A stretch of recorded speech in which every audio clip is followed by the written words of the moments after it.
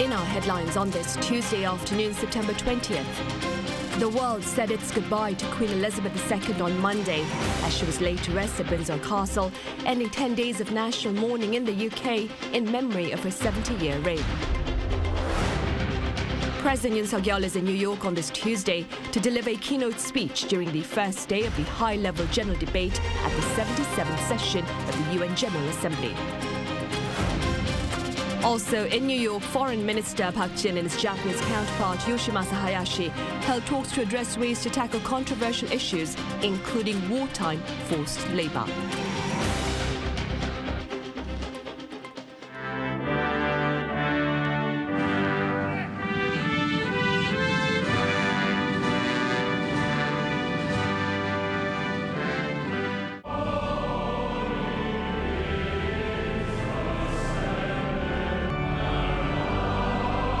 The merciful goodness of the Lord endureth forever and ever.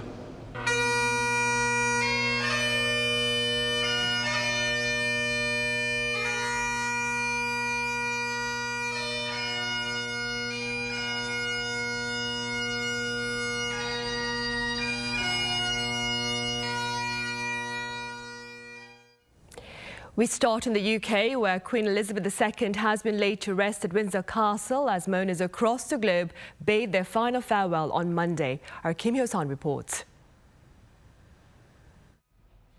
The imperial state crown, the symbol of the monarch's power and governance, was removed from Queen Elizabeth's coffin during her committal service on Monday.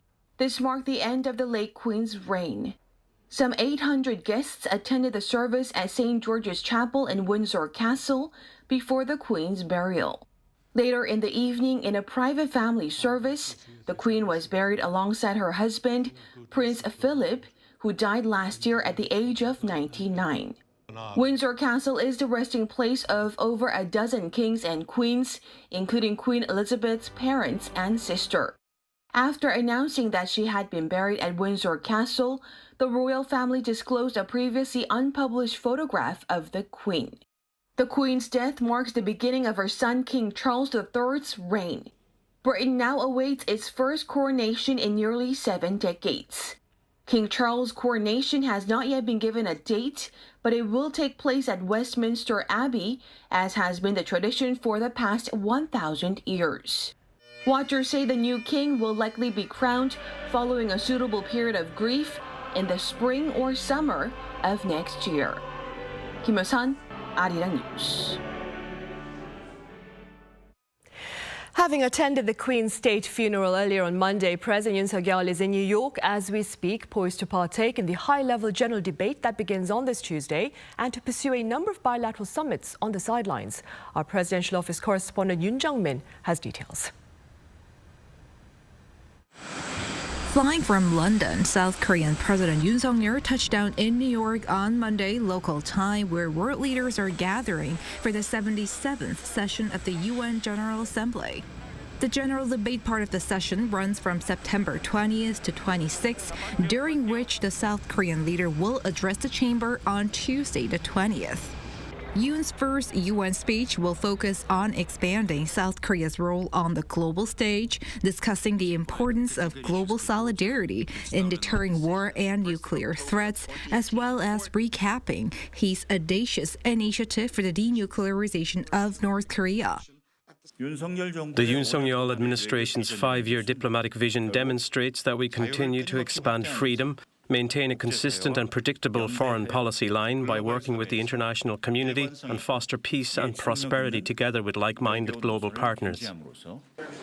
A series of bilateral meetings await President Yoon, including one-on-ones with U.S. President Joe Biden and Japanese Prime Minister Kishida, as well as UN Secretary General Antonio Guterres. Key issues will be the U.S. Inflation Reduction Act, mending Seoul-Tokyo ties, and the North Korea nuclear issue. The Yoon Kishida meeting will mark the first summit between the two countries in 2 years and 9 months, closely watched by many as the neighbors have been locked in a row over disputes stemming from Japan's 1910 to 1945 colonial rule of the Korean Peninsula. President Yoon will also meet with business people, scientists, and Korean residents in New York. His third and final leg of tour will take him to Canada, where the Korean leader will sit down with Prime Minister Justin Trudeau. Yoon Jung-min, Arirang News. Staying in New York, Seoul's top diplomat and his Japanese counterpart sat down to share thoughts on tackling controversial matters that continue to challenge efforts to enhance bilateral ties. Our foreign ministry correspondent Min Suk-hyun covers their talks. The top diplomats of South Korea and Japan have held talks in New York ahead of a possible summit between President Yoon and Prime Minister Fumio Kishida. Seoul's Foreign Minister Park Jin and his Japanese counterpart Yoshimasa Hayashi met on Monday and discussed the issue of compensating Korean victims of Japan's wartime forced labor.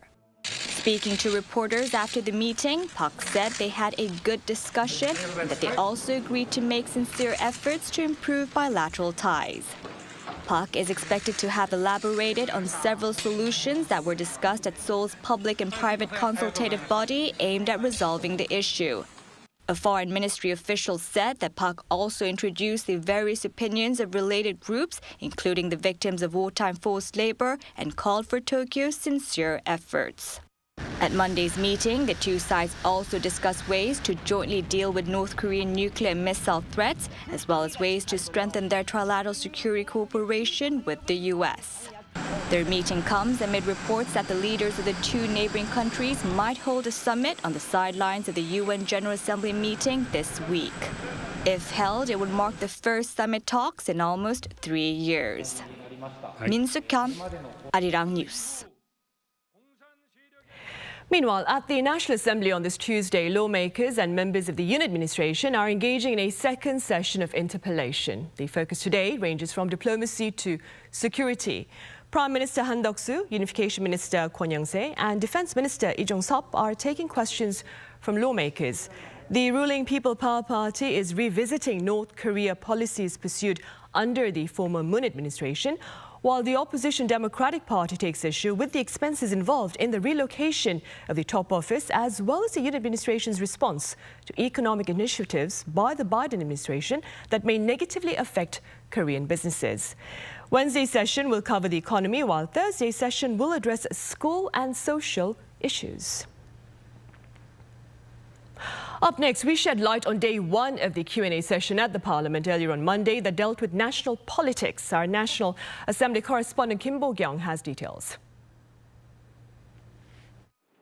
The very first interpellation session under the National Assembly's first regular session kicked off on Monday. For 4 days, it will cover a wide range of topics. Monday's was focused on politics. Grilling public officials, the main opposition Democratic Party criticized the government's push to lower the top rate of corporate tax at a time when the country is heading towards belt-tightening mode with the 2023 budget plan. According to the Finance Ministry, the corporate tax reduction is expected to amount to around $9.3 billion as the top rate goes from 25% to 22%. To this, Prime Minister Han Duck-soo replied that such a tax cut for firms is to encourage investment and create jobs. Regarding cutting the budget, he said it is for the country to improve its fiscal health. Lowering corporate tax is a global tendency because if it is high, not only is it hard to bring in global firms, but domestic firms can't survive. Finance is the last bastion for all economic policies, so the country needs to secure its fiscal health. The recently scrapped contentious plan of building a state guest house at the new presidential compound has also been one of the issues, along with how the government should efficiently tackle the Inflation Reduction Act that negatively affects Korean EV automakers. When asked about the stalking murder at Shindang Station, the head of the Justice Ministry said he will do his best to make sure that nothing like this happens again. Stalking crimes are not just limited to women. Anyone can be a victim. So we've announced that we are to abolish the provision that says a perpetrator cannot be prosecuted without the agreement of the victim and can have their location tracked. But it's still not enough, so we'll try our best to protect the victims.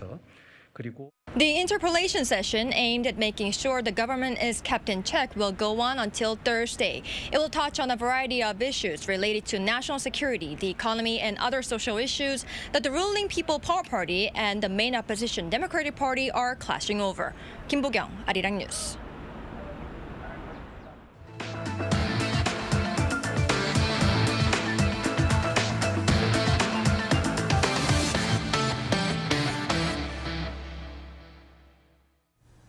The 10-year U.S. Treasury yield has hit its highest level since 2011. On Monday, the yield seen as a benchmark for global borrowing costs reached 3.5% at one point before edging back to some 3.4%.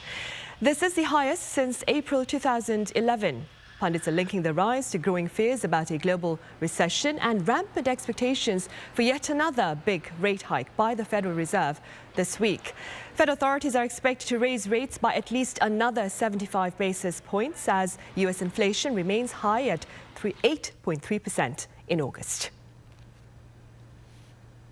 The OECD has made a subtle upward revision with regard to its forecast of South Korea's economic expansion for this year, but the slightly worrying reality is that it's also raised its inflation outlook for the country. Our Shin Se-byuk has details. The Organization for Economic Cooperation and Development, in its biannual report released on Monday, raised its outlook for South Korea's economic growth this year and also for inflation. It's a mixed picture, according to the report, of a recovery in the local economy alongside an economic slowdown globally. The prolonged war in Ukraine is pushing up energy prices and disrupting supply chains, resulting in runaway inflation and prompting central banks to tighten monetary policy aggressively. Citing these, the OECD revised this year's inflation outlook for South Korea to 5.2%. This is up 0.4 percentage points from its projection in June. This would be the highest since the record 7.5% in 1998 during the Asian financial crisis. As for next year, the OECD projects inflation of 3.9%, up 0.1 of a percentage point from its previous projection, based on the assumption that global oil prices remain around the same as now through 2023. However, there is a silver lining.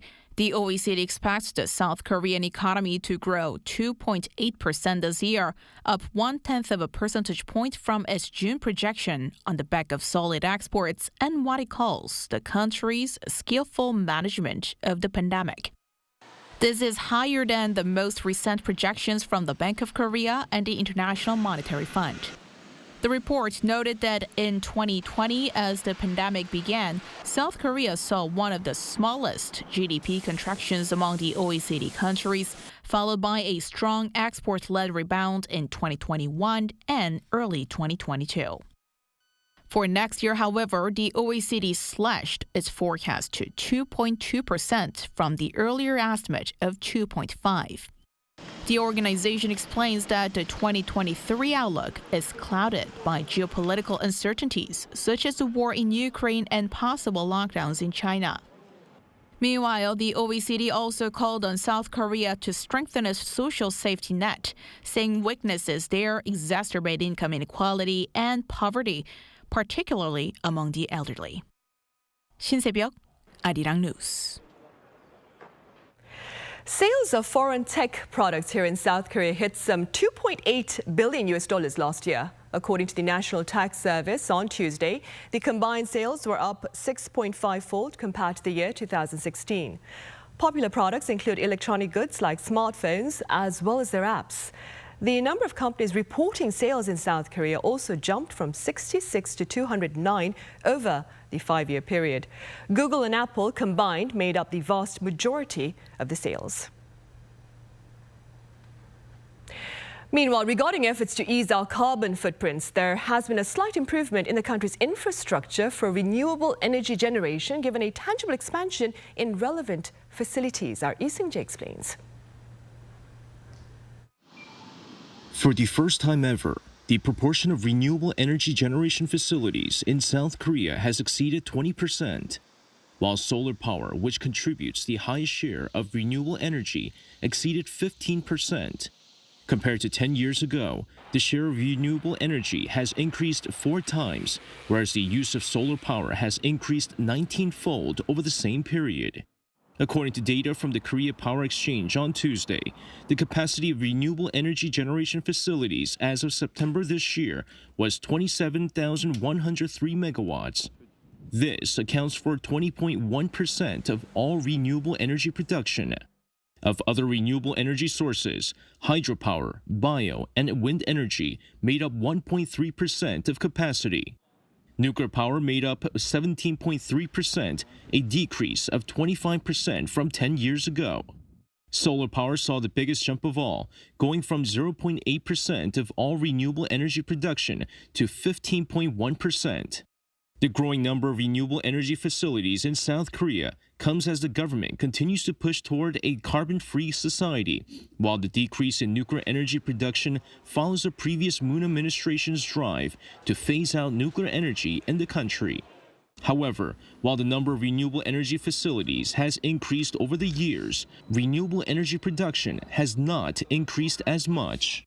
With South Korea still relying heavily on fossil fuel energy, the government is continuing to push for more renewable energy usage throughout the country, providing incentives for companies that choose to follow a greener path. Lee Seung-jae, Arirang News. And there looks to be a dramatic shift in South Korea's transportation system in the near future, with an expansion in the modes of movement, if you will, to ensure greater convenience and comfort. Our Song Yujin has a preview. Autonomous cars on the ground and pilotless aircraft in the air.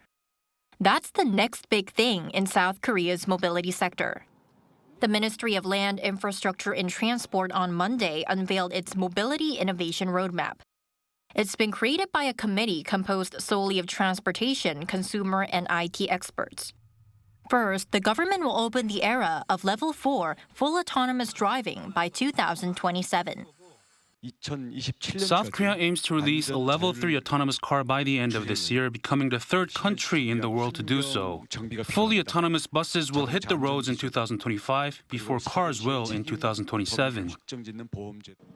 Level 3 vehicles require drivers to take the wheel during emergencies. At Level 4, vehicles can handle any risks by themselves. By 2035, the country envisions half of all new cars to be fully automated and yearly deaths caused by traffic accidents to drop to below 1,000. The government will also change car insurance, driver's license, and traffic-related laws to fit Level 4 automation. Second, a traffic jam-free urban air mobility service. Traveling at a speed of 320 kilometers per hour, it will only take 25 minutes to travel from the city of Incheon to Seoul's Jamsil-dong area, which takes about an hour now. The service will kick off in the capital area in 2025 and expand across the country from 2030. By 2035, travel time will have been cut by 70%, and the service is expected to carry 210,000 passengers every day. There will be changes to delivery services as well. To make same-day delivery possible everywhere in the country, including islands and mountainous regions, robots and drones will be used starting next year. The government aims to realize these goals by implementing new laws or amending existing ones. The Mobility Innovation Committee overseeing everything will soon transform into a public-private joint organization to ensure a smooth implementation of the roadmap. Song Yujin, Arirang News. Meanwhile, Ukraine is looking to South Korea's post-war economic recovery initiative, dubbed the Miracle on the Han River, as one model to follow in rebuilding its nation. According to the South Korean embassy in Ukraine, the Ukrainian Ministry of Education and Science has set the curriculum for 10th grade World Geography and 11th grade World History now includes South Korea's success story. The story will share the road to rapid economic growth in South Korea following the Korean War that transformed a poor, war-stricken country into one of the world's wealthier nations.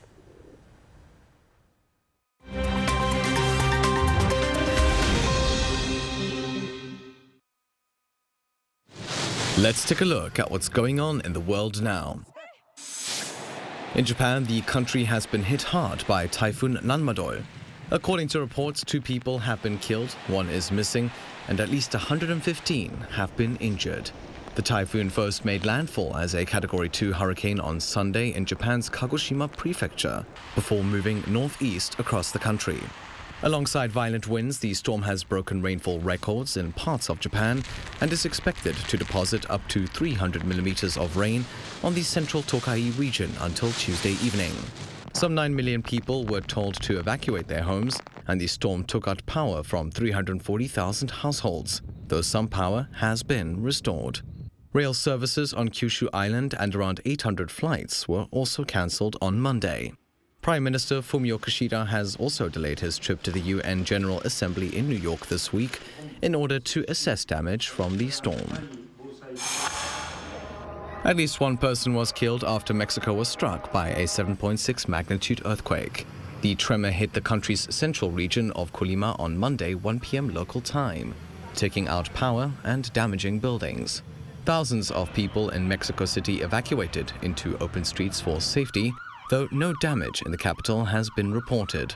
The Pacific Tsunami Warning Center also issued a warning that tsunami waves of 1 to 3 meters high were possible along the Mexican coast.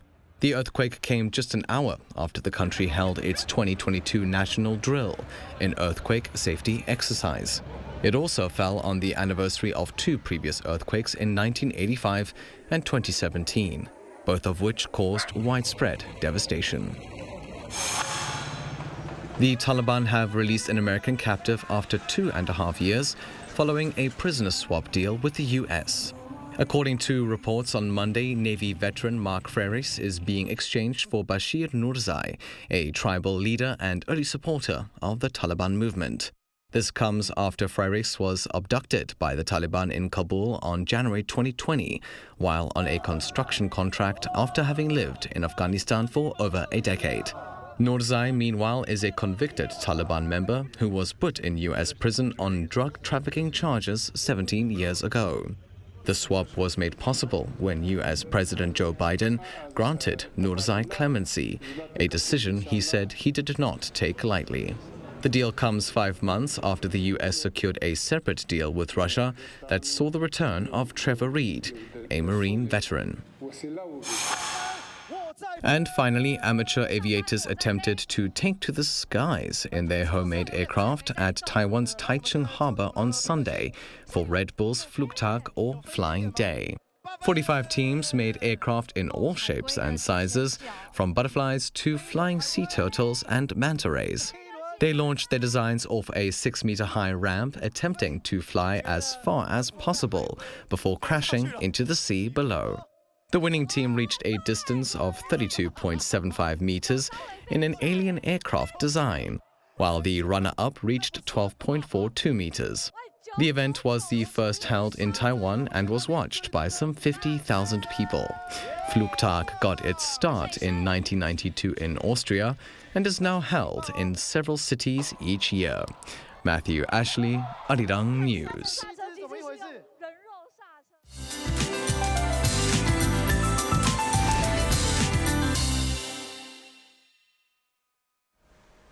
Good Tuesday afternoon. After what seemed like a return to summer for a few days, now we can all experience some fall temperatures, reaching 24 degrees in the capital, which is nearly 6 degrees lower than yesterday. But factor in that figures will significantly tumble, so be sure to stay warm in the evening. Overall, you can enjoy the taste of fall with good air quality. The mercury staying below 25 degrees across the country. Highs are 3 to 8 degrees lower than yesterday.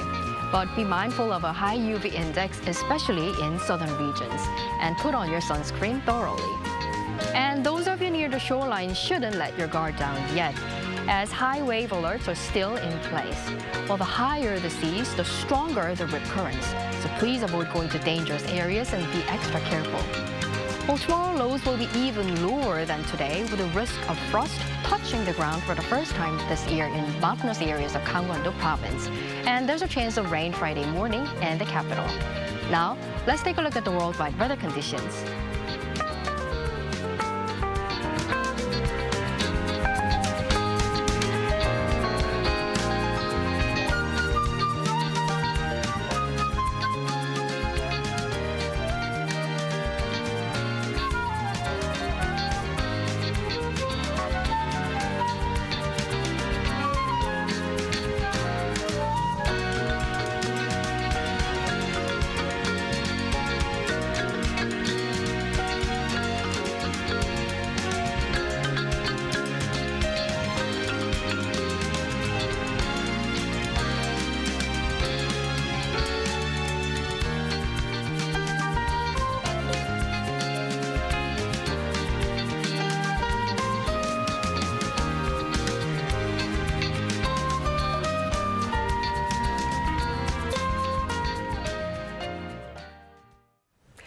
Right, and that ends this edition of the Daily Report. But do stay tuned to Arirang TV for a new daily panel discussion program that begins right after this break. Thank you for now.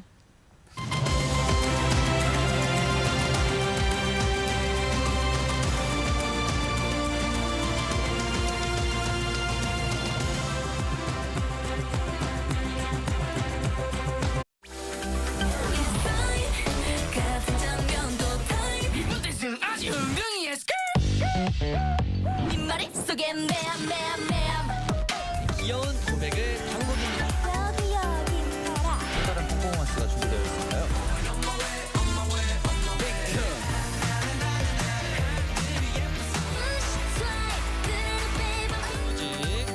뮤직.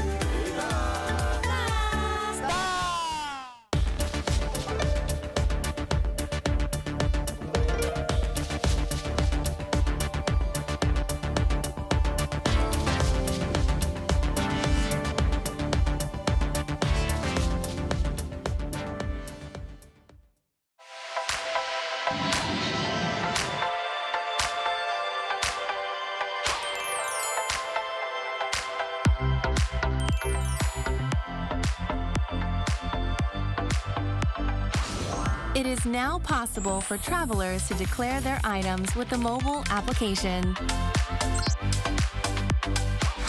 After making a declaration with the mobile application, a QR code is generated.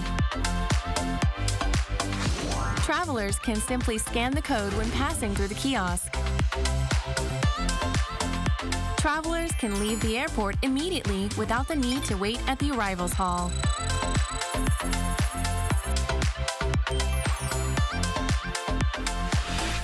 What is more, travelers can directly connect to the website without the need to download the mobile application.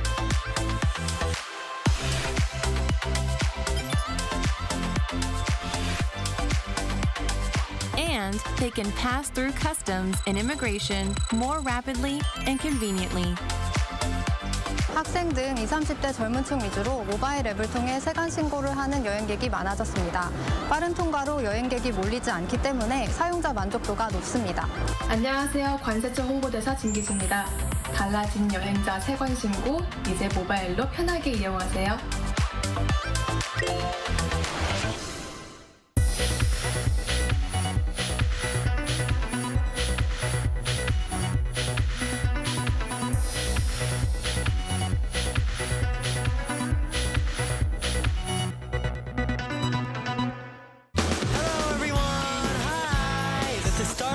Simply contouring Denmark, Brazil, Thailand.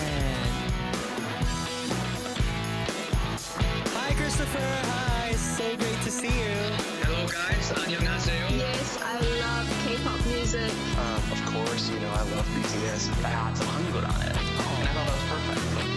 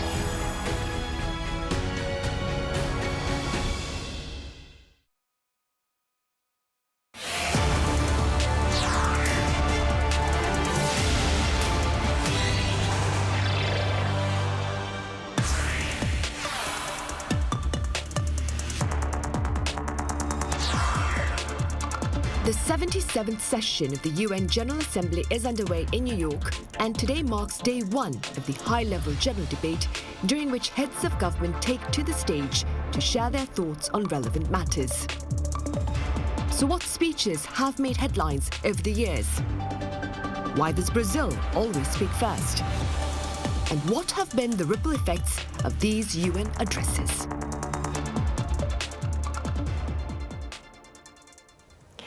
Hello and welcome to the second edition of Issues and Insiders, a daily panel discussion on current affairs shaping the society we share. Today we take a look at some of the speeches by leaders on the UN stage. For more, I have Kwon Soa with me here in the studio. Soa, it's great to have you here. Happy to be here, Sunny. I also have Thomas Maresca with us. Thomas, welcome. Thank you for having me. Right, so let's start with you then. Let's begin with a few words on the order of the speeches at the UN General Assembly, including why Brazil always goes first. Right. Brazil goes first, the US goes second. That's the basic order. And from then on, there are a number of factors that decide the order of the speakers. Now, let me start with why Brazil goes first every year. It's just tradition since 1955, because back then, Brazil was simply the only country that volunteered to go first when no one else wanted to go first. And it might seem like the US could be a more logical first goer as the host state, but it was kind of reluctant to go first because it didn't want to show the image of, having maybe control over the UN. And it was actually obvious for everyone that the US's speech is kind of the highlight, so it didn't want to add up to that kind of image.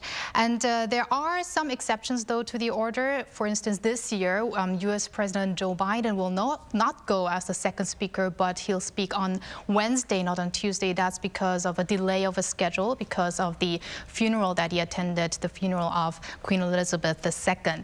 So we'll have President Jair Bolsonaro from Brazil to go first, followed by Senegal's President Macky Sall. Now, the order after these two, according to the UN, that's a little bit more complicated, based on the representation, the level of representation, preference, and also other criteria such as a geographic balance. But basically, simply said, we have the presidents, monarchs go first, then the prime ministers, and usually by the end, the foreign ministers. Right, I see. And that being said then, Thomas, do tell us a bit about this year's theme and the host of issues likely to be addressed. Well, the official theme of the general debate is a watershed moment, solutions to interlocking challenges, something like that. And, it's hard to overstate. I mean, watershed moment, it's almost a moment of global crisis that the UN General Assembly hasn't seen in, probably since at least the Cold War. The war in Ukraine is probably the overarching theme, but that has spilled over into major issues like food crisis, food security, worries about energy prices around the world, and just, the whole host of issues, climate crisis, things that have been exacerbated by the COVID pandemic ahead of time. So really, there's so much on the table this time, and in a sense, it's almost a crisis of confidence or a question of legitimacy about the UN. I mean, this is what the UN is supposed to be about, is kind of getting all these countries to work together, and these are such massive problems to solve. And at this moment, maybe things are farther apart than we've seen in a long time, at least in terms of the great powers. So, there'll be the debates, but there will also be sideline. There's a lot that goes on the sideline. So some of those questions, I think, are going to come up in terms of, the UN Security Council ministers are going to hold a meeting to discuss what to do about Russia, to hold them accountable. There's some questions about maybe trying to hold China accountable for Xinjiang. So there's a lot on the plate, but we'll see what happens, yeah. Right, indeed. Now, Soa, beyond the order and the gist of the speeches, over the past years, quite a number of leaders have taken this UN platform to shed light on rather controversial matters. One such individual in the past would be Cuba's Fidel Castro, right? Right, Sunny. The UN General Assembly is probably one of the best platforms to stage drama. It's not only in terms of contents, because you can actually talk about anything you want there, but also in terms of length. Now, there is a voluntary time limit of around 15 minutes that each speaker can speak, but usually it's common for speeches to run longer. And the longest one on record by a head of state was former Cuban leader Fidel Castro, who spoke for 269 minutes. minutes. So that's roughly 18 times longer than the recommended time. And most of the 4.5 hours were filled with denouncements against the U.S. And also one drama that maybe many will remember is Soviet Premier Nikita Khrushchev, who started with banging his fists on the table and later also taking off his shoe, and again, more banging on the table. Right, indeed. Thomas, there was also a rather dramatic display of defiance in 2009, that would be, by then Libyan leader Muammar Gaddafi, who took to the stage. Could you tell us a bit about that particular event? Yeah, that was also quite a, commented upon appearance. I think he spoke for around an hour and 40 minutes or so. And he basically used the whole time to attack pretty much everything about the UN, the whole premise of it. He really called the Security Council a terror council. He held the UN Charter up. He ripped some pages from it and tossed the book. He just really, demanded reparations for African countries of $7 trillion. He called George Bush, he said he should be a war criminal. He raised conspiracy theories about the JFK assassination and Martin Luther King. The funny/ironic thing is the one thing he was really positive about was this was also the first year that President Obama was appearing, and Obama spoke right before Gaddafi, actually, and Gaddafi praised Obama, saying, it was great to see the first time an African American was in the White House. He should be president forever. But, his whole act sort of overshadowed Obama's appearance, I think, so ironically enough. Right. And staying with U.S. President, so former U.S. President Donald Trump also caused quite a stir in the year 2017 when he resorted to name-calling, right? Right. It was not as dramatic as Gaddafi and Castro, but also Trump's first speech to the UN General Assembly made headlines. He called the country's leader a rocket man, none other than North Korean leader Kim Jong-un, who's probably the only leader who never appears at the UN. And Trump, let me just read out the quote by Trump. He said, "The United States has great strength and patience, but if it is forced to defend itself or its allies, we will have no choice but to totally destroy North Korea. Rocket Man is on a suicide mission for himself and for his regime." But the North's representative to the UN at the assembly back then didn't get to hear those words in person because North Korea's ambassador to the UN, Ta Song-nam, walked out of the room before Trump's speech in a boycott against the U.S. and he just left a junior diplomat there as a representative. Right, so essentially Donald Trump used the UN platform to threaten another country. Thomas, what was the national response to Trump's remarks at the time?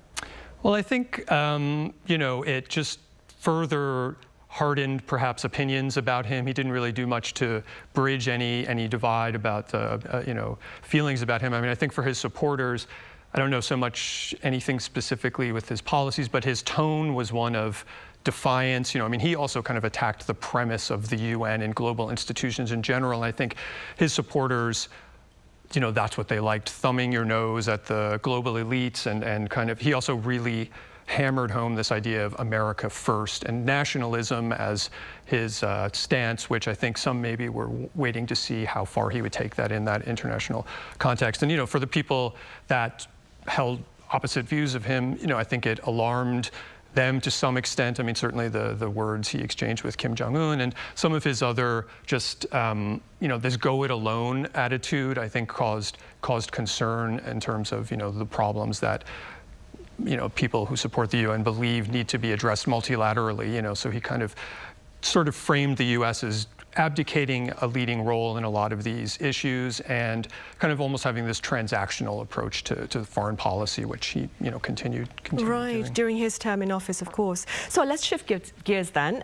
Aside from these less commendable displays, if I may, there have been some memorable moments on the UN stage. And that being said, precisely on this day, that will be September 20th last year, a K-pop group graced the UN stage, right? Yes, and that's none other than BTS. After becoming the first K-pop group to make a speech at the UN in 2018, the more recent appearance, as you said, a year ago, drew some 1 million people online to watch the boy group on the podium of the UN General Assembly. That was the 76th session. Special Presidential Envoy for Future Generations and Culture. That was their title that they got from President Moon Jae-in, former President Moon Jae-in back then, with whom the K-pop sensation participated together in a Sustainable Development Goals Moment meeting, which is a major event marking the beginning of the General Assembly High-Level Week. And in its speech, the band touched upon the environment, reflected on the disruption caused by the COVID-19 pandemic, but they also expressed their thoughts on a hopeful future and especially addressing the younger generations. Also on that occasion, a video clip of the group's performance was played, Permission to Dance, where they actually started inside the assembly hall and then they gradually moved out of the hall and danced with other people together. Right, it was quite a show. It was quite a show. Thomas, youth climate activist Greta Thunberg also delivered a poignant, rather powerful speech to world leaders back in the year 2019. What were the ripple effects, that is, of her speech?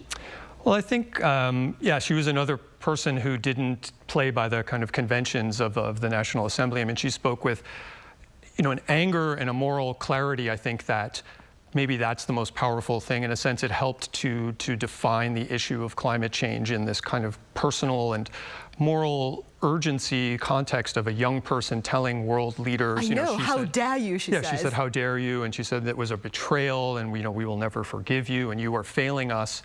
And I think, people talk about this a Greta Thunberg effect that really means, people who are familiar with her start to think, even I as an individual can do something, I can be involved. Climate is such an enormous topic, and to see just one person kind of address it with such urgency, I think that, has been said to kind of inspire others to think that they can do something in the face of this enormous crisis. I mean, I think maybe some leaders, it may have helped put some pressure on them. I mean, it wasn't just at the UN Assembly. She did a lot of work outside. She led a giant climate strike just days before that. So I think for some leaders that were responsive, they reacted to the pressure as well. Right. And so back to this year's gathering, I hear the UN earlier took to a vote to allow Ukrainian President Volodymyr Zelensky to share a pre-recorded speech. Could you explain this for us? Right. The 193-member assembly voted 101-7 in favor of President Zelensky using that format. There were 19 abstentions, and those that were against were Russia, obviously, Belarus, Cuba, North Korea, Eritrea, Nicaragua, and Syria. So the speech is expected to be held on Wednesday local time in a pre-recorded format. The quite obvious reason, which Ukraine's UN mission explained, was that Zelensky cannot make it in person to New York because the ongoing Russian aggressions in his country. So he has to stay with the Ukrainian military. What we're expecting to hear on the screen is he will have a lot to say, as it is the first time the UN General Assembly is held since Russia invaded Ukraine.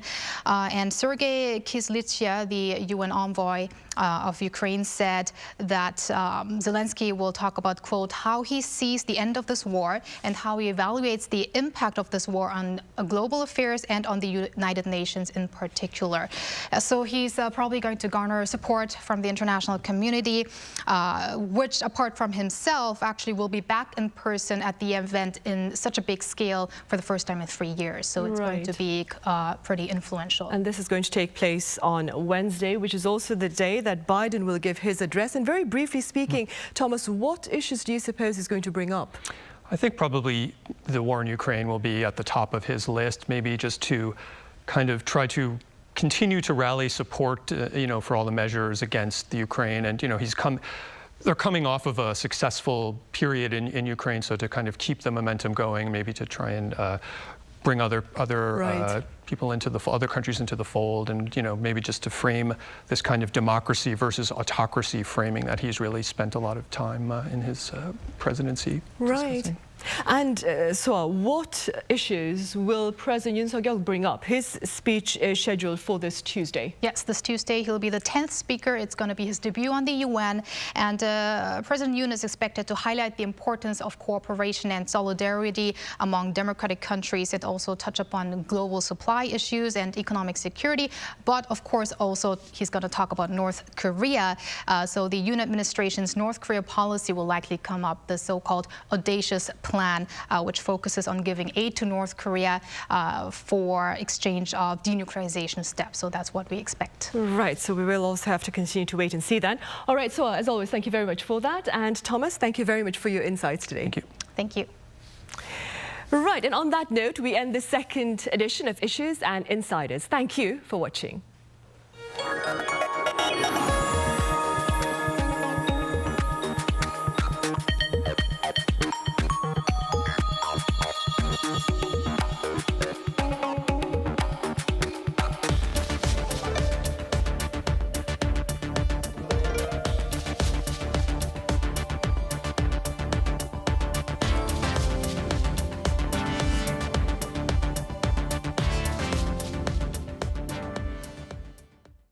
Park Chan-wook